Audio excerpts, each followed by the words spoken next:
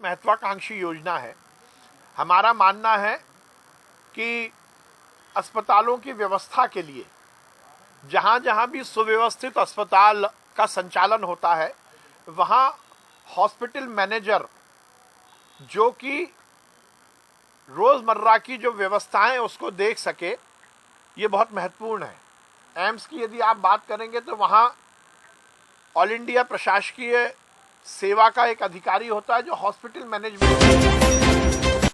Medical college में 2 wing हैं। एक तो हमारा मेडिकल कॉलेज है जिसमें एकेडमिक व्यवस्थाएं होती हैं, बच्चों को पढ़ाया जाता है, छात्रों को पढ़ाई की सुविधाएं दी जाती हैं और उनकी क्लिनिकल ट्रेनिंग के लिए और गरीब मरीजों के इलाज के लिए अस्पताल की भी व्यवस्था रहती है।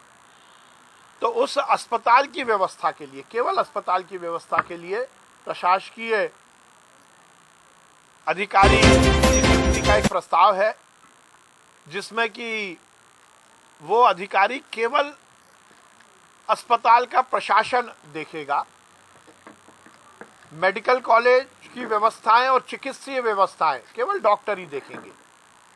ये केवल वहाँ की जो व्यवस्थाएं हैं अस्पताल की, उसके लिए हमने ये एक प्रस्ताव बनाया है और जिसका निश्चित रूप से लाभ मिलेगा।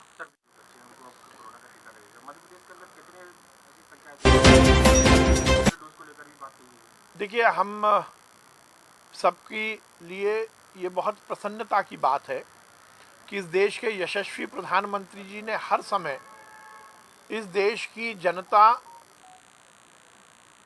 के पालक के रूप में अपनी जिम्मेदारी का निर्वहन किया है।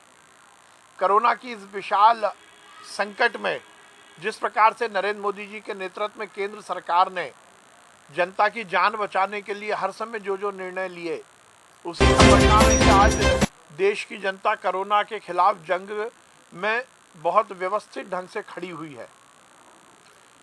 जिस प्रकार से वैक्सीन बनाने में हिंदुस्तान ने दुनिया को लीड किया, फिर ये मोदी जी की ही स्ट्रेटेजी थी, उन्हीं की कार्य योजना थी कि इस देश में 100 करोड़ लोगों से ज़्यादा को वैक्सीन लगा पाए हम। और अब माननीय प्रधानमंत्री जी ने जो सौगात अब बच्चों को 15 साल से 18 साल के बच्चों को अब ये वैक्सीन लगाई जाएगी। 3 तारीख से इसकी शुरुआत होने वाली है। उसके साथ ही प्रिकॉशन डोज के रूप में माननीय प्रधानमंत्री जी ने घोषणा की है कि हमारे जो हेल्थ वर्कर जो कि सामने आकर मरीजों का इलाज करते हैं उन्हें, और जो हमारे फ्रंट लाइन वॉरियर्स हैं, चाहे वो पुलिस के अधिकारी हो, नगर निगम के अधिकारी हो, नगरीय प्रशासन के अलग अलग संस्थाओं से जुड़े हुए हमारे अधिकारी कर्मचारी हों, वो हमारे फ्रंट लाइन वर्कर्स, उनको भी प्रिकॉशन डोज 10 तारीख से लगेगी। उसके साथ ही माननीय प्रधानमंत्री जी ने इस बात की भी घोषणा की है कि 60 साल से ज़्यादा कोमॉर्बिडिटी के जो नागरिक हैं वो अपनी डॉक्टर की सलाह के साथ प्रिकॉशन डोज ले सकते हैं। मध्य प्रदेश में हम पूरी तरह से तैयार है। हमें जो दिशा निर्देश केंद्र सरकार की ओर से मिलेंगे, हमने उसकी समुचित व्यवस्था की हुई है। वैक्सीनेशन के मामले में हम बहुत अच्छी स्थिति में हैं। अभी तक हम 10,12,70,000 लोगों को वैक्सीन लगा चुके हैं।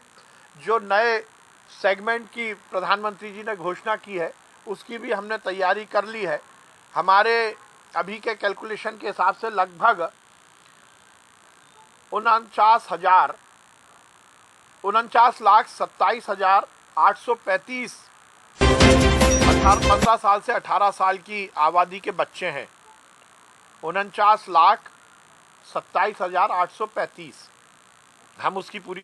जूनियर डॉक्टर हड़ताल समाप्त करने के बाद मेरे पास आए थे। मैंने उनसे यही बात कही थी और मैंने ये निश्चित किया है कि यदि कोई भी हड़ताल करेगा तो हड़ताल के बीच में हम उनसे बातचीत नहीं करेंगे। और मुझे इस बात की प्रसन्नता है कि हमारे युवा साथियों ने, जूनियर डॉक्टर्स ने मेरी बात मानी। वो पहले हड़ताल समाप्त की और उसके बाद वो मेरे पास आए। और हम तो हर समय कम्युनिकेशन स्थापित करने वाली सरकार है, संवाद स्थापित करने वाली सरकार है। हर वर्ग के कल्याण के लिए और हर वर्ग के अधिकार के संरक्षण के लिए हम काम करते हैं। पर हमारी अपेक्षा ये भी है कि अधिकार की बात तो हम करें, पर उसके साथ साथ कर्तव्य निर्वहन का भी हमारे मन और मस्तिष्क में विचार होना चाहिए। मुझे प्रसन्नता है कि उन्होंने मेरी बात को माना है। वो स्ट्राइक समाप्त करने के बाद मेरे पास आए थे। मैंने अधिकारियों से कहा है कि उनकी जो बातें हैं उस पर गंभीरता से विचार करें और जो पॉसिबल होगा। उम्र उस स्थिति में पहुंच गई है कि वो अनर्गल बातें करने की उनकी आदत हो गई। हिंदुओं को बदनाम करना, हिंदुत्व का मजाक उड़ाना, हमारे महान महापुरुषों के ऊपर उंगली उठाना, ये उनकी आदत में शुमार हो गया। दिग्विजय सिंह जैसे व्यक्ति केवल वर्ग संघर्ष और देश को तोड़ने का ही काम करते हैं। जो व्यक्ति 70 साल की उम्र में भटक जाए उसके ऊपर बहुत ज्यादा टिप्पणी नहीं करनी चाहिए। मुझे बहुत ही दुख होता है कि इस तरह की बातें वो कांग्रेस के कार्यक्रम में करते हैं।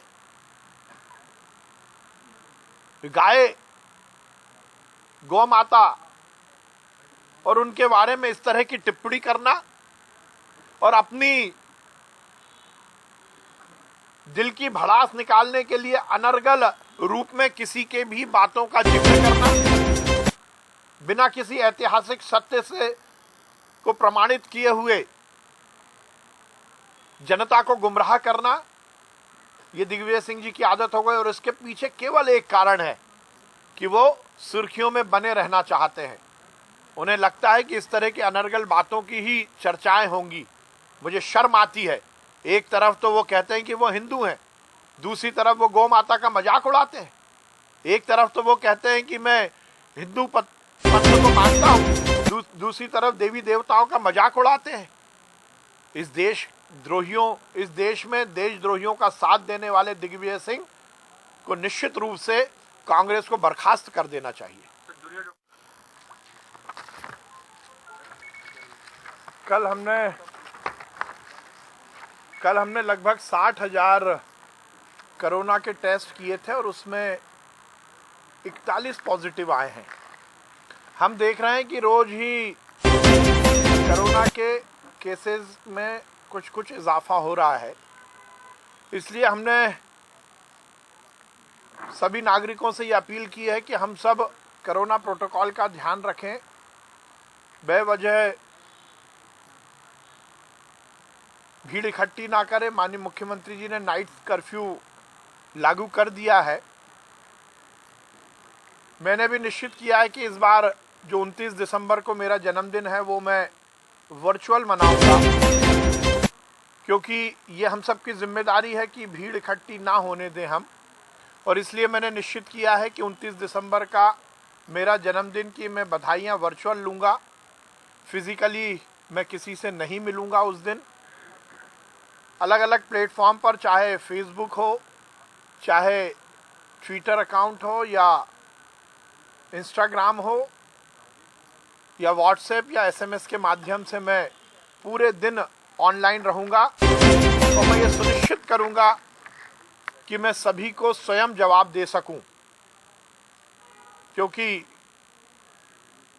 मेरे मित्रों की, मेरे शुभचिंतकों की शुभकामनाएं और आशीर्वाद मेरे लिए बहुत महत्वपूर्ण है।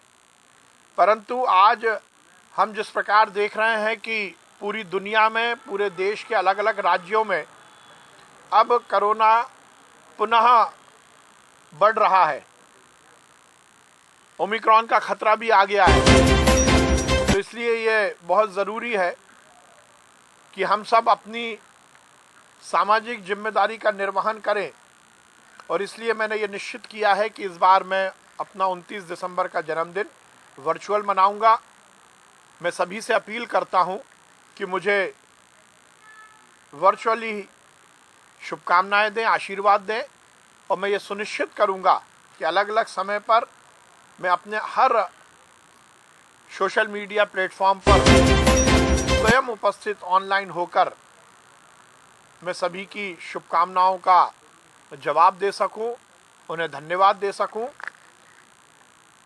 इसलिए मेरा सभी से निवेदन है कि 29 दिसंबर को कृपया कर फिजिकली नहीं बल्कि वर्चुअल मुझे शुभकामनाएं दें और हम ये संदेश दें कि हम अपनी सामाजिक जिम्मेदारी का पूरी तरह निर्वहन कर रहे हैं।